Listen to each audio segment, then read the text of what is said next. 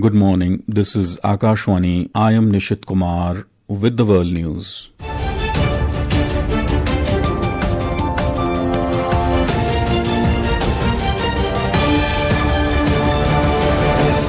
The headlines.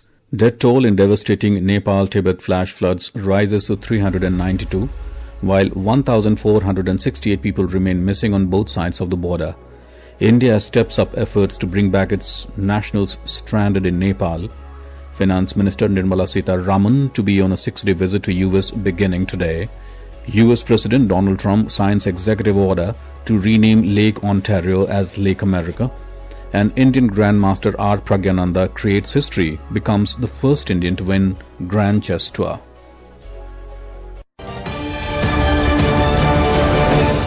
The death toll in devastating Nepal-Tibet flash floods has risen to 392, while 1,468 people remain missing on both sides of the border. Of the 392 people killed in the disaster, 389 died in Nepal and 3 in the neighboring Tibet. Nepal authorities reported 910 people missing, while officials in Tibet said another 558 people remain unaccounted for, taking the total number of missing people on the two sides of the border to 1,468. As rescuers search riverbanks and isolated settlements for survivors and recover bodies carried downstream, the threat is far from over. A newly formed barrier lake near the source of Bhote-Koshi river system has raised fears that a breach could unleash another surge, potentially worsening the disaster and complicating rescue operations already underway. Nepalese security personnel have evacuated more than 800 people from the affected districts. The catastrophe has triggered a major rescue effort by India, with External Affairs Ministry saying 290 Indian nationals in Nepal remain uncontactable. New Delhi is making urgent efforts to ascertain their whereabouts and coordinate the rescue with the missing Indians, including hydropower workers and tourist groups from different states. External Affairs Minister S. Jaishankar said urgent efforts are underway to ascertain the status and well-being of Indians caught in the flood-hit areas. He said External Affairs Ministry is coordinating with the Nepalese side, other ministries, state governments, tour operators and relevant authorities. External Affairs Ministry has also established a 24-hour control room to assist with tracing and evacuation efforts. India has so far rescued 84 nationals. This includes 63 workers from the Trishuli 1 runoff river hydroelectric project and 21 people from Tamil Nadu. Finance Minister Nirmala Sitharaman will be on a 6-day visit to the United States beginning today. During her visit to the US, she will travel to Chicago, Asheville and New York. We have a report.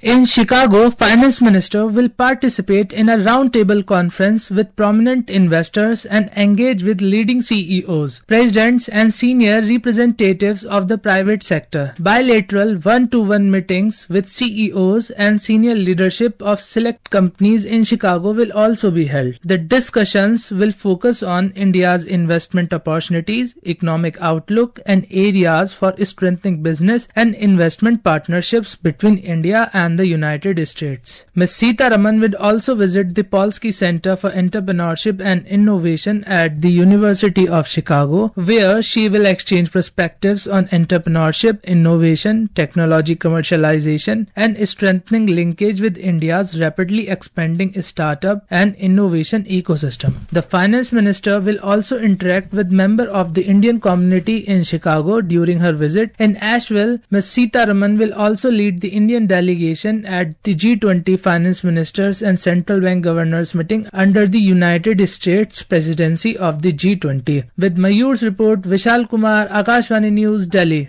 Prime Minister Narendra Modi will visit Uzbekistan tomorrow. He will be on a 2-day visit to the Central Asian country. Prime Minister will visit Tashkent at the invitation of President of Uzbekistan Shavkat Mirziyoyev. During the visit, Prime Minister will hold delegation-level talks with President Mirziyoyev to further strengthen the strategic partnership between the two countries. We have more from our correspondent. This will be Prime Minister Narendra Modi's 4th visit to Uzbekistan. He had earlier visited the Central Asian country in 2015, 2016 and in 2022. Uzbekistan President Shavkat Mirziyoyev also visited India in 2018 and 2019. Talking to Akashvani News, Professor Rajan Kumar of Central Asian Studies in his School of International Studies, Jawaharlal Nehru University said that the frequent visits itself shows how important Uzbekistan is for India. During the visit, the Prime Minister Narendra Modi and President of Uzbekistan, Mr. Shavkat Mirziyoyev, would review cooperation in trade and investment, defense, digital connectivity, energy, education, and people-to-people domains and set the agenda for the road ahead. They will also share perspectives on advancing the shared development visions of Viksit Bharat 2047 and Uzbekistan 2030. Sushil Chandra Tiwari, Akashvani News, Tashkent, Uzbekistan. This is Akashvani. You are listening to the World News. We bring you the top international news and updates from around the globe. U.S. President Donald Trump has signed an executive order directing that Lake Ontario be renamed Lake America amid rising trade tensions between the U.S. and Canada. The order gives the U.S. Interior Secretary and the Board of Geographic Names 30 days to update official maps and the Geographic Names Information System, GNIS. Trump said the lake is an important U.S. economic and strategic resource supporting shipping, trade, agriculture, energy, and national defense. He also highlighted U.S. investment in protecting the Great Lakes. Changing the name of Lake Ontario, effective immediately, to Lake America. That's going to take place right now as I sign the... Meanwhile, Canadian Prime Minister Mark Carney rejected the renaming, pointing to the lake's indigenous origins. He said Canada would continue to call it Lake Ontario and that the name had been used in the past, is used today, and would be used in the future. On the devastating floods in Nepal, Trump said U.S. had offered help to Nepal.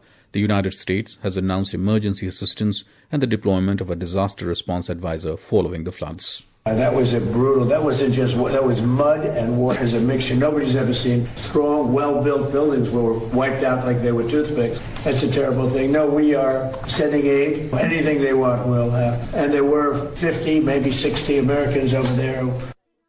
Finance Minister Nirmala Sitharaman and Canada's Minister of Finance and National Revenue François-Philippe Champagne have concluded the India-Canada Finance Ministers' Economic and Financial Dialogue in Toronto, Canada.